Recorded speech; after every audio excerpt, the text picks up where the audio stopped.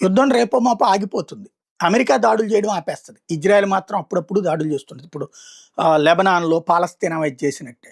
ఈళ్ళిక ఇరాన్‌కి జీవితకాలం నరకం తప్పదు. ఎందుకంటే ఇజ్రాయెల్ ఒక్కసారి టార్గెట్ చేసింటే ఇజ్రాయెల్‌ని టార్గెట్ చేస్తే వదిలేసే రకం కాదది.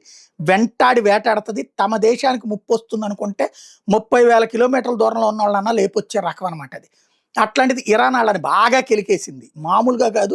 ఆడవాళ్ళని నడి రోడ్డు మీద అత్యాచారం చేసి వీడియోలు తీసి ప్రపంచమంతా సర్క్యులేట్ చేసినటువంటి నీచ జాతి మీద వెంటాడి వేటాడుతున్నటువంటి పరిస్థితి ఇజ్రాయెల్ చేస్తుంది. దాని గురించి తప్పుడు ప్రచారాలు చేసేవాడి వాడి కర్మకాడి వదిలేద్దాం, వాడి ఇంట్లో వాడి పెళ్ళాన్నో వాడి కూతురునో వాడి తల్లినో రేపు చేసిన రోజున తెలుస్తుంది.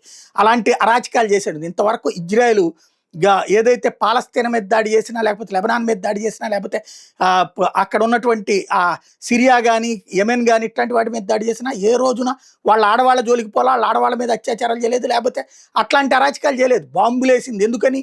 24 గంటలు వాళ్ళని చంపేస్తామంటే చూస్తా కూర్చుని రండి బాబు చంపేయండి, మేము మీకోసం త్యాగం చేస్తాం, మా దేశాన్ని మతరాజ్యంగా మార్చుకోండి. ఇప్పుడు ఇరాన్ లాగా ఒకప్పుడు పర్షియన్ కంట్రీని తీసుకొచ్చి ముస్లిం కంట్రీగా మార్చినట్టు మా యూదుల కంట్రీని తీసుకెళ్ళి ముస్లిం కంట్రీగా చేయమని అడుగుతుందా? కామన్ సెన్స్ ఉండాలి. మాట్లాడేవాడికి సిగ్గుచరం లేదు, బాధ్యత లేదు, అవగాహన లేదు, ఏది పడితే అది వాగుతాడు.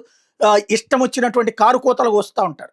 ఇప్పుడు ఇజ్రాయెల్ కొడుతున్న దెబ్బలతో బెత్తరపోయినటువంటి పరిస్థితుల్లో ఉన్నటువంటి ఇరాను ఆ మెదడు కూడా సరిగ్గా పనిచేయట్లేదు. పెజెష్కియాను కొత్త స్టేట్మెంట్ ఇచ్చుకొచ్చాడు. ఏంటంటే యుద్ధాన్ని ఆపరట, యుద్ధం ఆపాలంటే పరిహారం ఇవ్వాలంట, అలాగే తమ దేశాన్ని సరైనటువంటి దేశంగా గుర్తించాలట.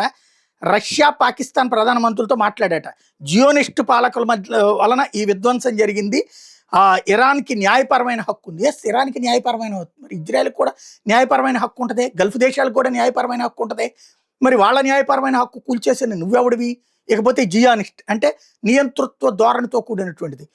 సద్దాం హుస్సేను లేకపోతే హిట్లరు, కొమైనీలకు ఏమైనా తేడా ఉందా?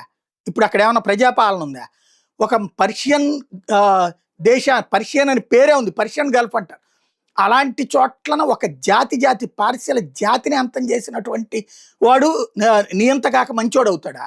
నీ మతపిచ్చ రాజ్యానికి సంబంధించినటువంటి వాడు నాయకుడు అవుతాడా? కాబట్టి ఇక్కడ చేసిన అరాచకాల గురించి మర్చిపోవాలి. ఎందుకయ్యా ఈ మాటలు, ఇట్లాంటి వ్యాఖ్యలు అంటే అసలు రీజన్ ఉంది.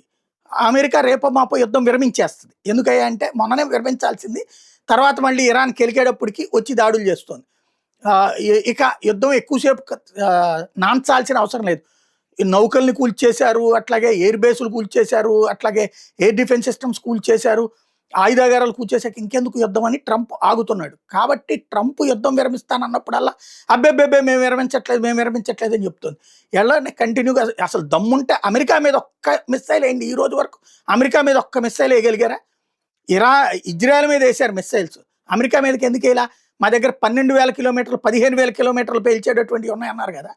అణుబాంబులు, అణ్వస్త్రాలు ఉన్నాయని కొమైనీ చెప్పుకొచ్చాడు కదా. మరి మగాడైతే ఎందుకు చేయలేకపోయారు అమెరికా మీదకి?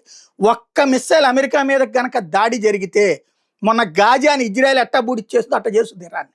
అది తెలిసినే సైలెంట్గా పైకి గాంభీర్య ప్రకటనలు ట్రంప్ మీదనో లేకపోతే ఆ ఐడియాలజిస్టుల మీద వ్యతిరేకించేటటువంటి వాళ్ళని సంతృప్తి పరిచేటటువంటి స్టేట్మెంట్ ఇవన్నీ.